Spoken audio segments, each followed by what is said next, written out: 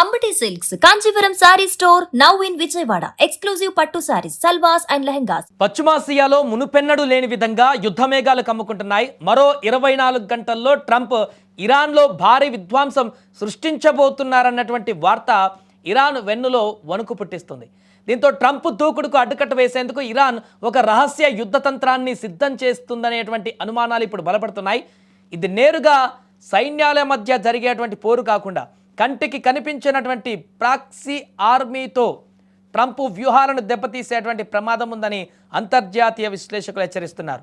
Iran తన axis of resistance నెట్వర్క్ను activate చేస్తూ అమెరికా అండ్ ఇజ్రాయెల్ లక్ష్యాలపైన గెరిల్లా దాడులకు తెగబడేటువంటి అవకాశం ఉందన్న సమాచారం ఇప్పుడు ప్రపంచ దేశాలను వణికిస్తోంది.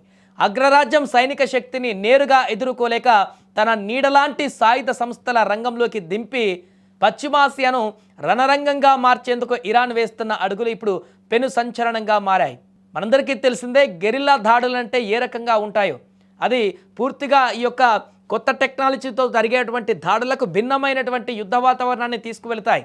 విదేశీ నిఘా వర్గాల సమాచారం ప్రకారం ఇరాన్ తన వద్ద ఉన్నటువంటి అత్యాధునిక క్షిపణి వ్యవస్థను అండ్ డ్రోన్ టెక్నాలజీని తన అనుబంధ సంస్థలకు బదిలీ చేస్తుందని తెలుస్తుంది. ఇందులో ప్రధానంగా లెబనాన్లోని హిజ్బుల్లా గ్రూప్ను ఇరాన్ ఒక అజేయమైనటువంటి శక్తిగా మార్చేందుకు ప్రయత్నిస్తుందనేటువంటి అనుమానాలు ఉన్నాయి. ఒకవేళ యుద్ధం మరింత ముదిరితే ఇజ్రాయెల్ ఉత్తర సరిహద్దుల నుండి వేల సంఖ్యలో రాకెట్లు విరుచుకుపడేలా హిజ్బుల్లాను ఇరాన్ సిద్ధం చేస్తుంది. ఇక ఆ రకంగా సమాచారం కూడా అందుతుంది. ఇది ట్రంప్ ప్రభుత్వానికి రక్షణ పరంగా పెద్ద సవాలుగా మారబోతుంది. ఎందుకంటే ఇది ప్రత్యక్ష యుద్ధం లాంటిది కాదు, పరోక్షంగా అన్ని మూలాల నుంచి అన్ని మార్గాల నుంచి అంతర్గతంగా కూడా కొనసాగించేటువంటి ఒక విధ్వంసం.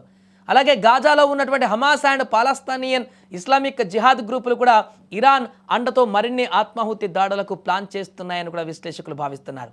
ఇరాన్ ఇచ్చేటువంటి ఆర్థిక సైనిక తోడ్పాటుతో ఈ సంస్థలు ఇజ్రాయెల్ రక్షణ కవచాలను ఛేదించేటువంటి ప్రమాదం కూడా ఉందని భద్రతా నిపుణులు హెచ్చరిస్తున్నారు. మరోవైపు యెమెన్లోని హూతీ తిరుగుబాటుదారులు అంతర్జాతీయ వాణిజ్య మార్గాలను దిగ్బంధించేటువంటి అవకాశం ఉందని గట్టిగా వినిపిస్తుంది. ఎర్ర సముద్రంలో ప్రయాణించే అమెరికా ఇతర దేశాల నౌకలపైన కూడా డ్రోన్ దాడులు చేయడం ద్వారా ట్రంప్ ఆర్థిక వ్యూహాలకు గండి కొట్టాలని ఇరాన్ యోచిస్తున్నట్లుగా అనుమానాలు వ్యక్తమవుతున్నాయి. ఇది కేవలం ప్రాంతీయ సమస్యే కాకుండా ప్రపంచ ఆర్థిక వ్యవస్థపై ప్రభావం చూపే అటువంటి అవకాశం ఉంది. ఇక ఇరాక్లో ఉన్నటువంటి అమెరికా సైనిక స్థావరాలకు కూడా ఇప్పుడు ముప్పు పొంచి ఉంది. అక్కడ ఇరాన్ మద్దతు ఉన్నటువంటి షియా మిలిషియా గ్రూపులు అమెరికా సైన్యాన్ని లక్ష్యంగా చేసుకొని దాడులు చేసేందుకు సిద్ధమవుతున్నాయని సమాచారం అందుతుంది.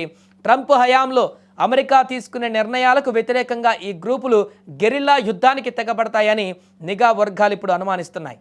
ఇవే కాకుండా సిరియాలో పాకిస్తాన్ అండ్ ఆఫ్ఘనిస్తాన్ మూలాలు ఉన్న షియా వీరులను కూడా ఇరాన్ తన అవసరాలకు వాడుకోబోతుందని తెలుస్తుంది. జైనభియాన్ బ్రిగేడ్, ఫాతిమియాన్ డివిజన్ వంటి సంస్థలకు కఠినమైన శిక్షణ ఇచ్చి వారిని ఆత్మాహుతి దళాలుగా మార్చే ప్రమాదం ఉందని నిపుణులు చెబుతున్నారు. ఇరాన్ తన సొంత సైన్యాన్ని రంగంలోకి దించకుండా ఈ ప్రాక్సీ గ్రూపుల ద్వారా అమెరికాను ముక్కలుగా దెబ్బతీసేటువంటి వ్యూహాన్ని అమలు చేయబోతుందన్నది ఇప్పుడు ప్రధానంగా చర్చనీయాంశమైంది. ఈ గ్రూపులు చెల్లాచెదురుగా ఉండడం వల్ల వీరిని పూర్తిగా నిర్మూలించడం అగ్రరాజ్యానికి తలకు మించినటువంటి భారమయ్యే అవకాశం ఉంది ఇప్పుడు.